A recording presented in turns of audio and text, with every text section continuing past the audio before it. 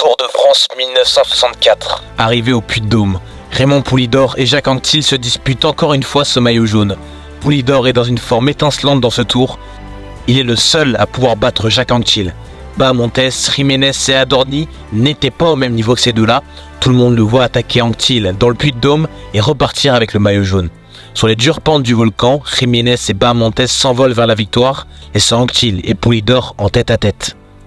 Poulidor hésite et met du temps à attaquer son rival. Il sait que tous les regards sont portés sur lui. Lorsque Poupou s'élance, il est trop tard pour la conquête du jaune. 42 secondes séparent Poulidor d'Anquetil à l'arrivée.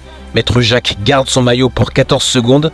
Ces 14 secondes resteront dans l'histoire du tour. Jacques Anquetil déclara après cette arrivée « Si Poulidor m'avait pris le maillot, je rentrais à la maison ce soir ». Jamais Raymond Poulidor n'avait été aussi proche de remporter ce tour qui lui échappe depuis longtemps.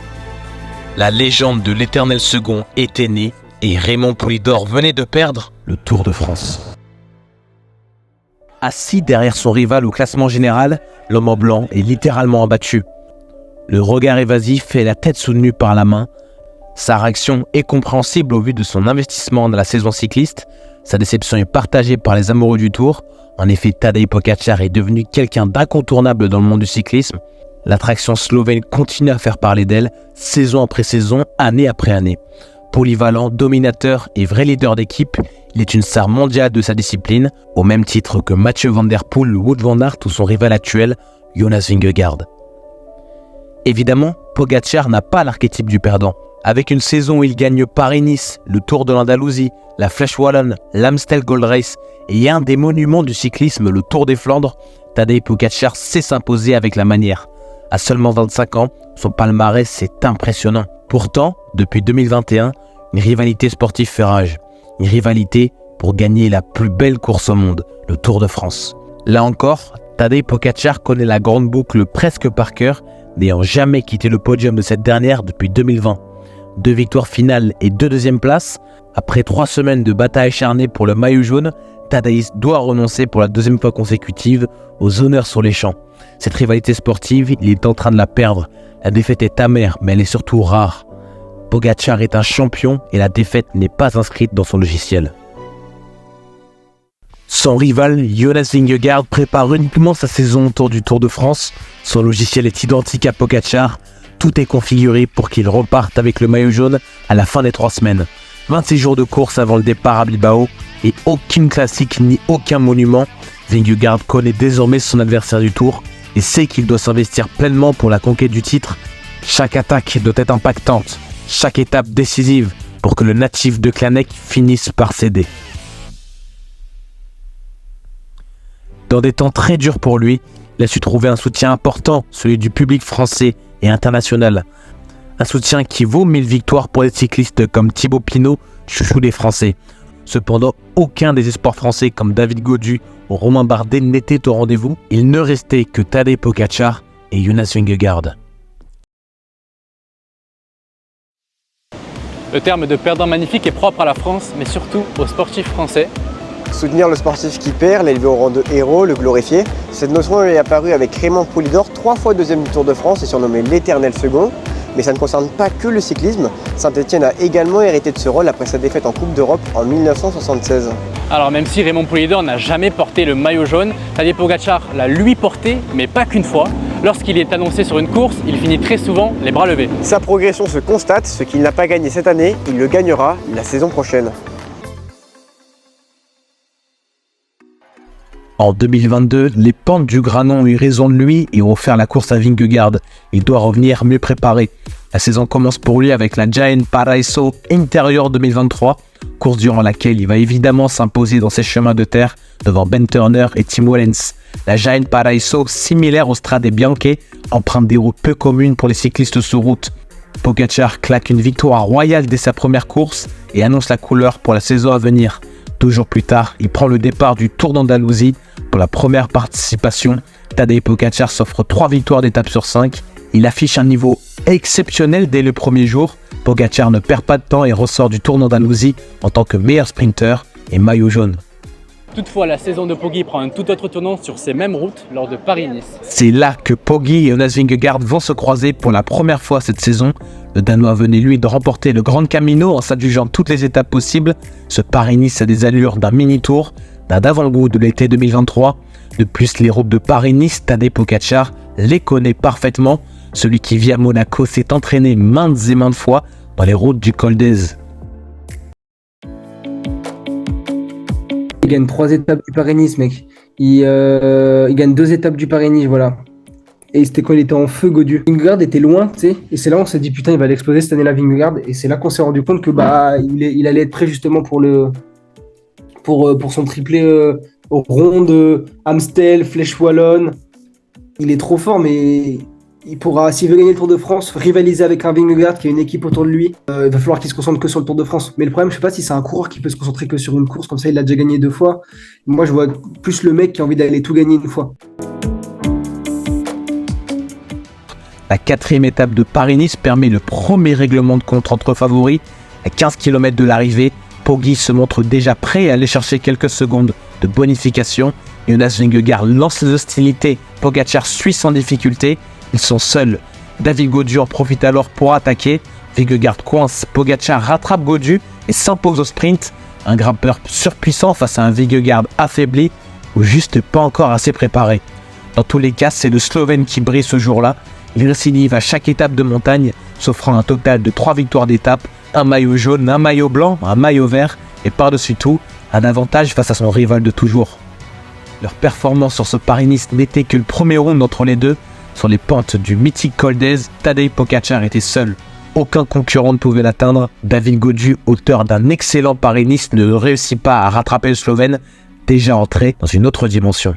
Beaucoup le savent, un des principaux objectifs de Poggi, c'était le Tour des Flandres. Mais le Tour des Flandres est prisé par de nombreux gros noms comme Mathieu Van Der Poel, Van Aert ou encore Petersen. Mais la saison de Poggi n'est pas tournée que sur une seule course, à l'instar de son principal rival, Jonas Vingegaard. Il a pour ambition de courir le plus de courses possible, c'est un amoureux du sport, mais il sait très bien que ce n'est pas possible. À Bruges, lieu de départ du Tour des Flandres, le Slovène s'apprête à vivre un jour qu'il n'oubliera jamais. C'est à 55 km que le travail commence, mine après mine. Le coureur se défait de tous ses concurrents. À 24 ans, il devient le 3e coureur de l'histoire à s'imposer sur le Tour des Flandres, mais également sur le Tour de France. Cette sublime victoire maintient cette idée. Tadej Pogačar n'est pas humain. Pogačar, du 1er janvier au 31 décembre, quand il met un dossard, c'est pour être performant. Et je pense qu'il peut gagner partout. Il a gagné des contre-la-montre, il a gagné des grands tours, il a gagné les Flandres. J'étais pas surpris plus que ça. C'est un coureur qui est très adroit, très agile sur le vélo et en plus qui a un gros punch. J'avais déjà vu d'ailleurs quand Julien était champion du monde qu'il était capable de rivaliser avec des poids lourds, avec Van Aert et Van Der Poel l'année Covid. Donc que Pogačar remporte les Flandres, j'étais pas plus surpris que ça. Par contre, de faire péter Van Der Poel à la roue dans le Paterberg, dans la dernière montée, d'avoir anticipé et d'avoir attaqué à plus de 50 bornes de l'arrivée pour justement déjà faire un tri. Oui, la manière dont il a gagné les Flandres, c'est du Pogačar tout craché. C'est un coureur justement qui n'est pas comme les autres, qui a complètement conscience de ses qualités et qui a une fougue assez incroyable et c'est pour ça qu'on l'aime. N'attendez pas à ce que ce soit aussi facile. En tout cas, c'est ce que montrent ses performances au-dessus des grimpeurs, rouleurs et parfois même sprinteurs. Sa polyvalence est écœurante et il annonce la mauvaise nouvelle à ses concurrents. Il restera sur le circuit pour encore de nombreuses années. Alors, est-il possible de tout courir? Pogačar peut-il faillir? Cette question, Jonas Vingegaard et Primož Roglič y avaient répondu l'année d'avant au Tour de France 2023. Mais cependant, il paraît encore plus fort que les années précédentes, encore plus régulier, et ne quitte presque jamais le top 10 d'une course. Après sa victoire à Oudenaarde, l'ancien vainqueur du Tour de France enchaîne avec l'Amstel Gold Race et la Flèche Wallonne. Il lèvera 2 fois les bras au terme de ces 2 échéances. La folie Pogačar continue de séduire et c'est alors qu'un autre monument du cyclisme se dresse sur son chemin d'or. L'envie de victoire est plus présente que jamais pour l'amoureux du vélo qu'est Tadej Pogačar. Il aime prendre part au plus de courses possibles, mais il oublie parfois qu'il joue sur le terrain du tenant du titre, le champion du monde sur route 2022, Remco Evenepoel. Le Belge avait une occasion de se mesurer aux Slovènes pour offrir un affrontement probable entre les deux. Remco n'avait pas couru depuis presque un mois. Evenepoel, Pogačar et Vingegaard sont partie de la génération qui risque de tout rafler en montagne dans les années à venir. Si le Belge empruntait un chemin différent pour le moment, L'occasion de croiser les routes était venue, la pression est à son paroxysme, les fans salivent déjà de cet affrontement quand soudain,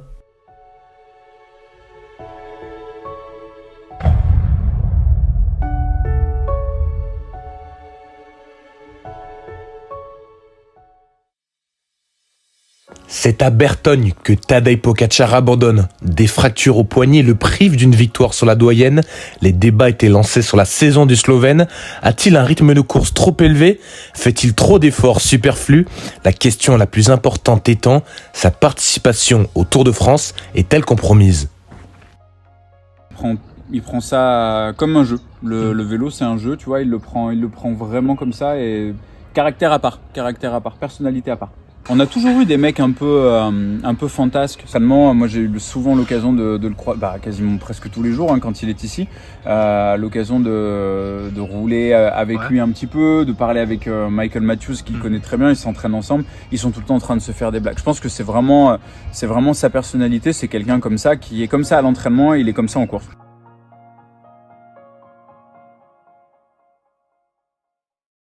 Le double vainqueur du Tour revient à la compétition à quelques jours du début de la grande boucle. Champion de Slovénie à la fois sur route et sur le contre-la-montre, c'est avec 2 victoires que Pogačar fait son grand retour. Les craintes d'un manque de préparation vont vite s'effacer car la plus belle course au monde démarre bientôt. Et de l'autre côté de la rivalité, Jonas Vingegaard a effectué une belle préparation avec ses 26 jours de course. Il est monté en puissance pour venir écurer tout le monde sur le critérium du Dauphiné. 2 minutes 23, c'est ce qui sépare Jonas Vingegaard d'Adam Yates, deuxième du critérium. Intraitable sur chaque étape de montagne, le Danois se devait de montrer un nouveau visage au public français après la contre-performance sur le Paris-Nice. Les 2 protagonistes du Tour étaient fin prêts à prendre le départ, direction Bilbao.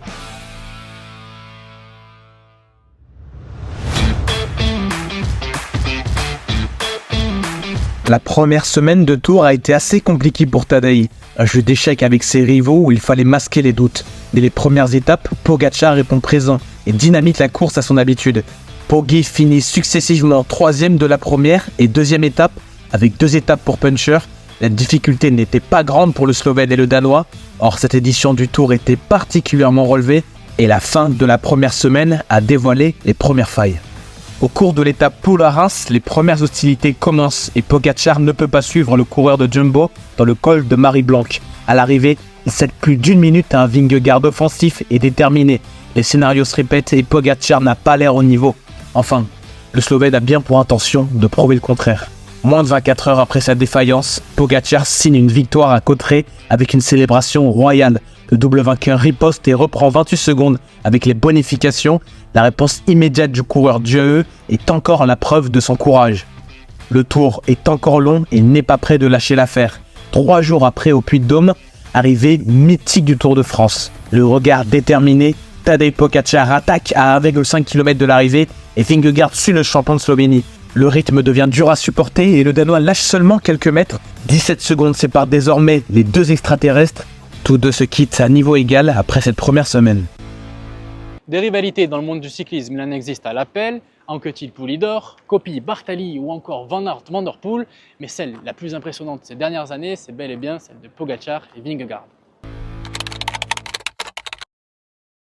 Si le calvaire s'arrêtait là, Pogačar et Vingegaard ont monté le niveau d'un cran. En 2e semaine, au programme Grand Colombier, Jouplane et Mont-Blanc, en ce 14 juillet, le maillot blanc du Tour comptait bien participer à la fête nationale. Son attaque dans les derniers kilomètres du Grand Colombier le permet de revenir à 9 secondes du leader.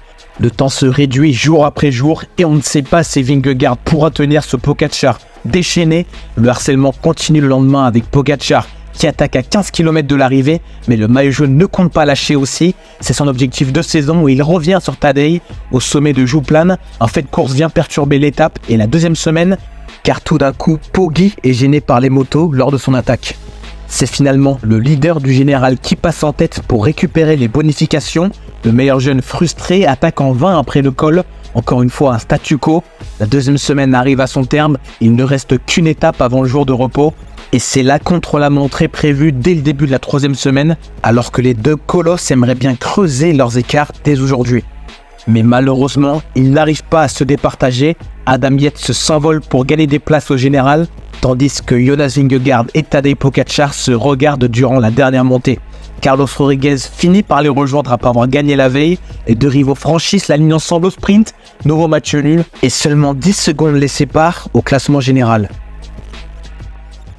On attend tous effectivement ce duel. Alors, il paraît que par le passé, voilà, on avait des guerres comme ça, que ce soit voilà, Fignon-Lemon ou autre. J'ai pas vraiment connu, ou en tout cas, j'ai pas de souvenir.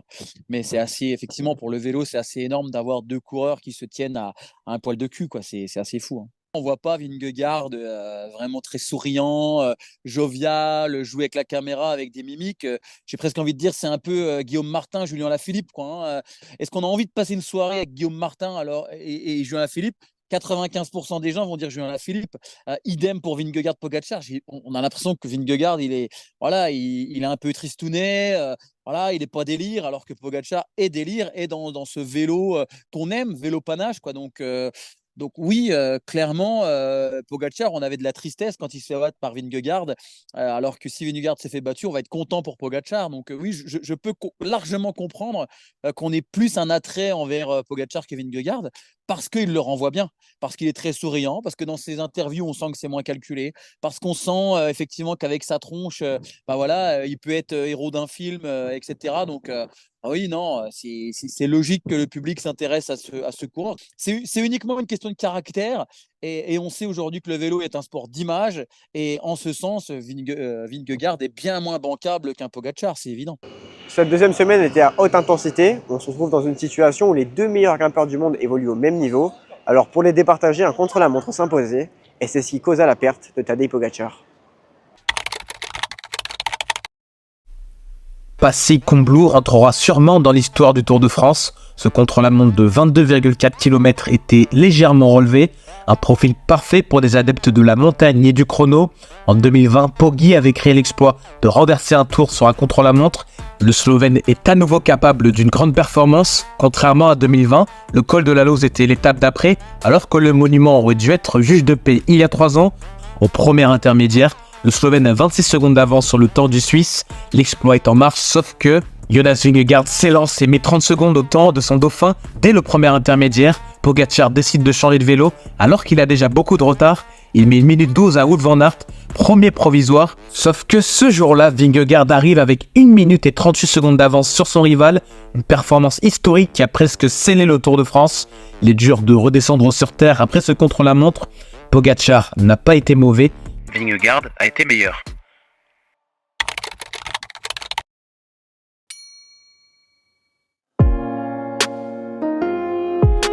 Une heure d'ascension, 28 km et une moyenne de 6%. Le col de la Lose est terrifiant et pour cause, c'est là que le tour s'est terminé. Et après tant d'efforts à 14 km de l'arrivée, Tadej Pogačar cède et demande à Adam Yates d'assurer le podium. Le Slovène échoue 2 fois de suite face à son rival de toujours, Jonas Vingegaard. Désormais, la voie est royale pour le maillot jaune du Tour, qui aura 7 minutes d'avance à l'issue de cette 17e étape. Il n'a plus aucun rival et s'apprête à remporter son 2e Tour de France consécutif. Assis derrière son rival au classement général, l'homme en blanc est littéralement abattu. Il sait à ce moment que la course est perdue. Le regard évasif et la tête soutenue par la main, Tadej Pogačar a perdu sa joie habituelle. Mais au fond, c'est ça qui le caractérise. S'il a autant de fans, c'est parce qu'il parle à tout le monde. Ce Slovène jeune, qui n'a que 25 ans, réussit à faire les ponts entre les anciennes et les nouvelles générations. Sa polyvalence peut rappeler parmi les plus grands noms, comme Merckx, Valverde, Jalabert, et à côté, il montre un certain fair play. Il est le premier à féliciter son adversaire lorsque Poggi perd, et dans le Tour, de nombreuses vidéos l'ont montré avec un certain côté humain. Quelques semaines avant le Tour, il participait à une musique où il rappait.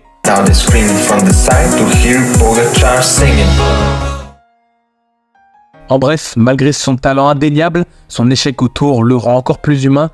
Il essaye d'être un extraterrestre, mais c'est parce qu'il échoue qu'on l'apprécie, car on sait qu'il va rebondir. Il a gagné la dernière étape de montagne du Tour, et sa saison ne s'est pas arrêtée là. En ligne de mire pour le Cyborg, les mondiaux et le Tour de Lombardie, Tadej Pogačar allait montrer qu'il n'était pas mort. Et au terme d'une course ô combien difficile, il réussit à accrocher une 3e place au championnat du monde. Là encore, sa réaction d'après-course montre à quel point il est naturel. Two laps too much. Two laps too much for Tadej Pogacar. La machine slovène s'arrête après un deuxième monument. Il remporte le Tour de Lombardie pour la 3e fois consécutive. Sa force de caractère nous parle à tous. S'il perd, il revient encore plus fort. Et c'est ça Tadej Pogacar, lui-même le dit. Last year was a great season overall, with some ups and downs, but overall one of the biggest seasons in my career. And this year I tried to make it even better. So now I'm aiming for Milan-San Remo, Catalonia, and then the Bastogne-Liège and Giro. And of course the big goal this year is Tour de France and Olympic Games plus World Championships.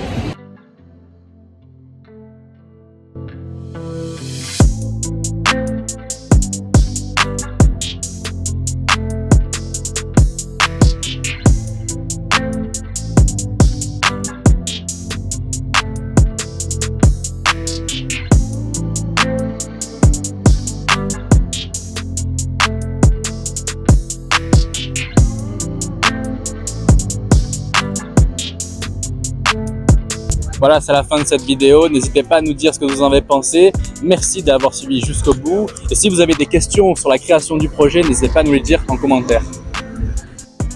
Énorme merci à Nathan Rochefort pour la voix off, à Valentin Mortreuil pour le cadrage et à Quentin pour la miniature. Et surtout remerciement spécial à Jérémy Saakian, notre mentor, sans qui rien de tout cela n'aurait été possible.